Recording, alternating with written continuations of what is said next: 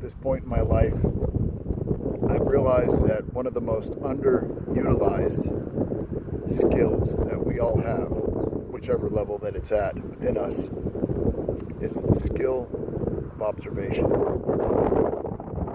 That is a skill to be still. And you want your wish fulfilled, you have to learn to be still in the moment. And nobody's using that. With all this instant gratification happening, it throws us off balance. As human beings, we were supposed to be able to sit or even walk and utilize silence and observing your environment, observing everything around you. And whatever it is that you desire is within that stillness.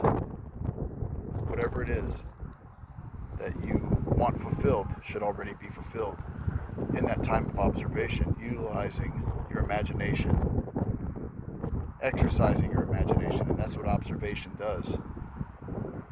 It helps you exercise your imagination. Why not go to a beautiful place and try that?